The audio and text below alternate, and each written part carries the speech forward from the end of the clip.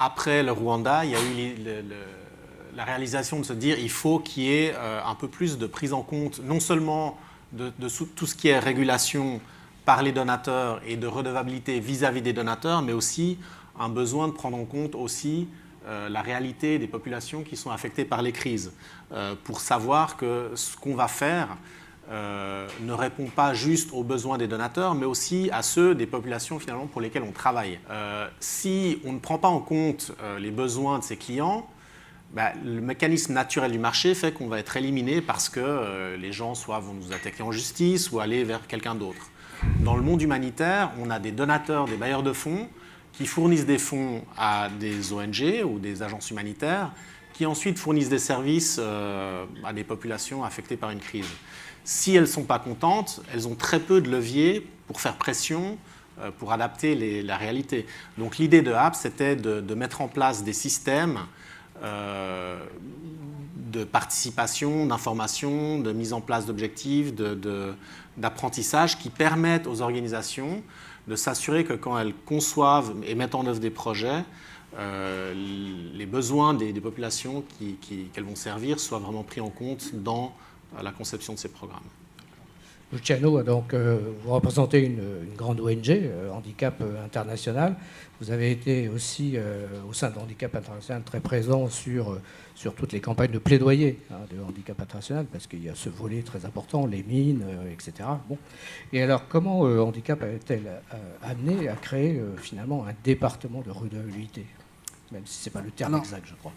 Alors, déjà, rappelons que Handicap International est née en réaction aux normes, puisque quand elle s'est créée dans les camps de réfugiés cambodgiens de la frontière thaïlandaise, c'est bien parce que les services qui auraient dû être offerts par d'autres organismes n'étaient plus offerts en vertu du respect de normes qu'il aurait fallu appliquer en matière d'orthopédie et de kinésithérapie. Et donc le choix qu'a fait Handicap International, c'est de se créer pour répondre à ces besoins avec les moyens du bord, avec du personnel non qualifié, des réfugiés cambodgiens eux-mêmes, avec des ressources qui étaient mobilisées dans une certaine précarité. Donc l'histoire d'Handicap International, c'est une naissance pour répondre à un besoin que les normes interdisaient d'honorer. Cela étant, on a fait du chemin. On a participé à un certain nombre de travaux. Dans l'action, par exemple, contre les mines, on a travaillé sur l'élaboration des standards de déminage humanitaire qu'il fallait créer de toutes pièces, à l'époque avec d'autres organisations. On a plus récemment travaillé avec Sphère à la revue de leur manuel pour ce qui concerne les enjeux de handicap et de vulnérabilité au sein de l'aide humanitaire. Donc on est en dialogue avec ces organismes-là. Mais aujourd'hui, on considère que les éléments qui sont fournis, je dirais, sont suffisants pour répondre aux besoins qui ont été identifiés. Les questions qui sont posées par le contrôle qui a été évoqué, les mauvais élèves ou ceux qui se seraient comportés pas comme il faut au Pakistan et en Haïti, je ne suis pas certain que ce soit la certification qui va les résoudre. Donc en fait, de quoi a besoin l'aide humanitaire aujourd'hui ? En Syrie, elle a besoin de certificats ? Non. Elle a besoin surtout d'un espace pour s'exprimer, pour agir, indépendamment de la politique étrangère des pays qui instrumentalisent l'aide humanitaire différemment qu'autrefois. Autrefois, en fait, on se servait de l'humanitaire comme dans la Libye. Quand on ne voulait pas agir, on faisait de l'humanitaire en compensation. Aujourd'hui, on considère que c'est un élément du bagage et éventuellement, on ne la dispense pas, l'aide humanitaire, quand on considère qu'elle peut servir à des groupes ou à des populations particulières. Donc ça, c'est le premier besoin. Puis le deuxième, c'est celui des ressources. Alors, je n'élimine pas la question de la qualité, la qualité de l'aide, et c'est un véritable enjeu.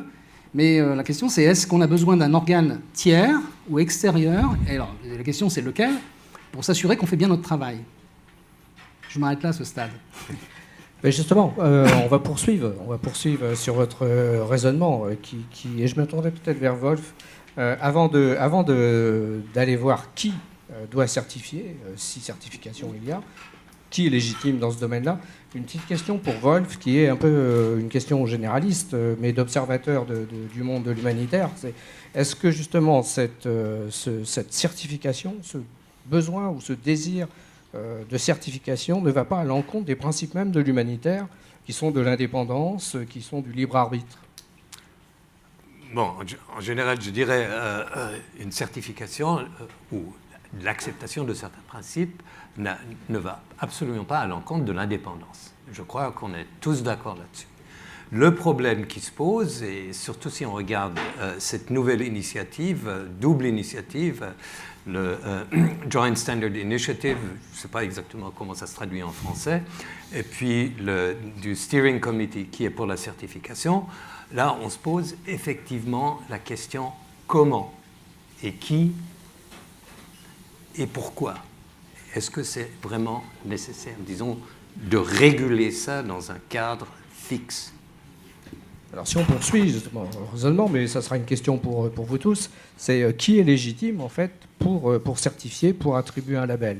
Est-ce qu'on est dans des organismes extérieurs? Est-ce qu'on est de l'auto-évaluation? Ou est-ce qu'on est aussi dans une forme consensuelle, se faire évaluer par ses pairs, se faire évaluer par les gens qui sont du même métier?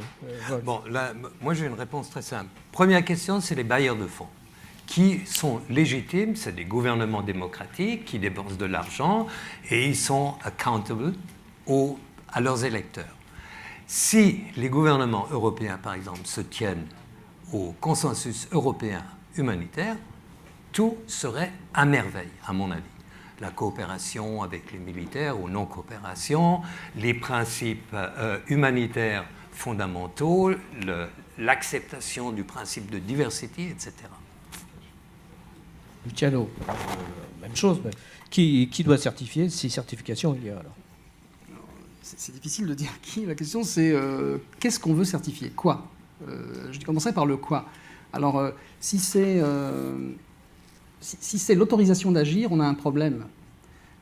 Parce que si c'est une autorisation, ça veut dire qu'une autorité, l'autorité va être une autorité gouvernementale ou paragouvernementale, dans le pays d'origine, dirait oui ou non. Ou est-ce que c'est une autorité dans le pays d'intervention? Oui ou non? Alors, on a déjà affaire avec les questions d'autorisation, etc. Mais est-ce qu'une certification en fait, qui vaudrait autorisation à agir et sur quels critères? Bon, alors, est-ce que c'est simplement l'appréciation de la qualité? Alors, la qualité de base, c'est quoi? C'est être capable de planifier, de mettre en œuvre avec les moyens requis, éventuellement d'évaluer et puis d'améliorer avant de replanifier. Donc, si c'est ça, on peut le faire entre nous, je dirais. On peut le faire entre organisations qui sont constituées depuis un petit moment, qui ont une expérience de terrain et qui peuvent s'apprécier mutuellement et s'émuler mutuellement. Si on devait aller un peu plus loin et on devait créer un organe ou un organisme, personnellement, on préférait que ce soit celui des organisations elles-mêmes, plutôt d'aller chercher une autorité qui serait, je dirais, l'incarnation de qui et de quoi. Si ce n'est pas les États, c'est qui? C'est l'ONU. L'ONU qui peut faire usage de la force en fonction du mandat qu'elle obtient dans tel ou tel pays. On n'est plus dans l'humanitaire. Donc, on pourrait très très vite disqualifier, on pourrait faire le tick box à l'envers, là. On pourrait dire, toi tu peux pas, toi tu peux pas, toi tu peux pas. Donc après, est-ce que c'est entre nous?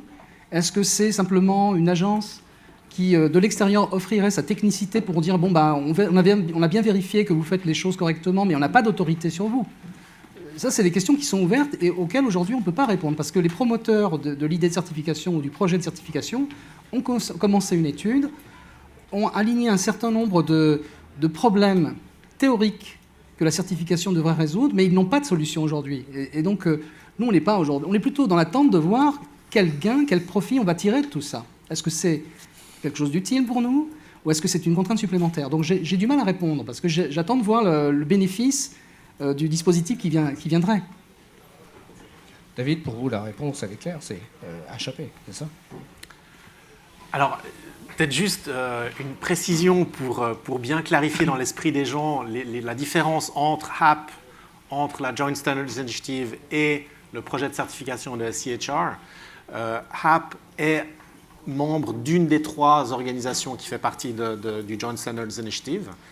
JSI s'occupe principalement d'une question de cohérence à travers les standards humanitaires. Il y a eu certaines personnes qui ont dit il y a trop de standards, on n'arrive plus à s'y retrouver, il faut harmoniser.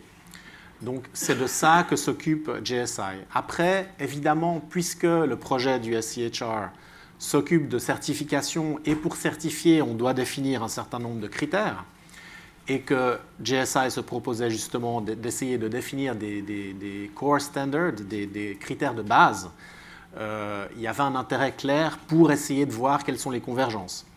Alors, c'est des projets qui sont en parallèle par la force des choses, mais qui restent quand même séparés. Après, sur la question de la certification, est-ce qu'il faut certifier, est-ce que HAP a la réponse ou pas?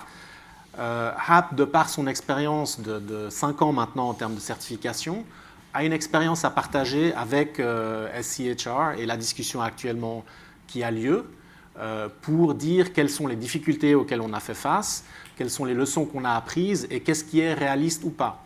Après, je pense que les questions que Luciano mettait en avant sont aussi des questions à poser en termes de sur quoi on va certifier, qui va le faire et quel est l'objectif de tout ça. Et je crois qu'aujourd'hui, c'est encore des questions qui doivent être clarifiées et qui seront discutées notamment cette semaine à Genève. Ils seront discutés le 27 juin, donc, à Genève, effectivement. Fabrizio, vous êtes, au titre du CICR, vous êtes aussi justement dans le steering committee. Donc, double question pour vous. La première, c'est effectivement qui est légitime dans ces questions-là. Et la deuxième question, peut-être un mot sur l'avancée justement de la réflexion de ce comité. Okay. La première chose, peut-être, c'est juste revenir un pas en arrière. Moi, ce qui me préoccupe un peu, c'est quand on dépeint l'environnement humanitaire comme quelque part, bon, il y a des problèmes, on va régler ça entre nous, hein. On va se donner un coup de main pour améliorer nos standards, on va faire des feedbacks entre nous. Ben alors, je ne sais pas si j'étais dans les mauvaises opérations humanitaires, mais moi, ce que j'ai vu sur le terrain, quand même, c'est qu'il est temps de dépasser ça.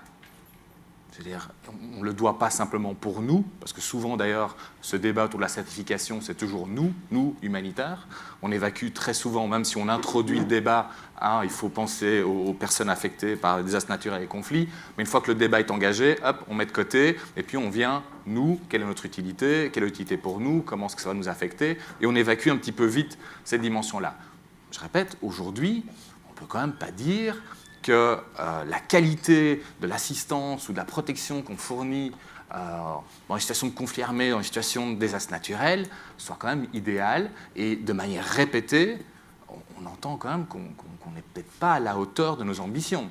Donc moi, je crois quand même qu'on doit un petit peu dépasser ce entre nous et penser à d'autres méthodes de fonctionnement, et puis simplement regardons autour de nous. Je dirais, est-ce que vous avez envie que votre médecin il soit approuvé par son copain à côté? Vous avez envie que votre médecin que vous allez voir soit certifié, labellisé, appelé comme vous voulez, par une autorité indépendante qui puisse garantir un minimum de qualité? Quand on est ici en Europe, on ne se pose pas ces genres de problèmes-là. Le même médecin rentre dans un avion, va travailler pour une ONG, il débarque au Congo, et puis le problème ne se pose plus.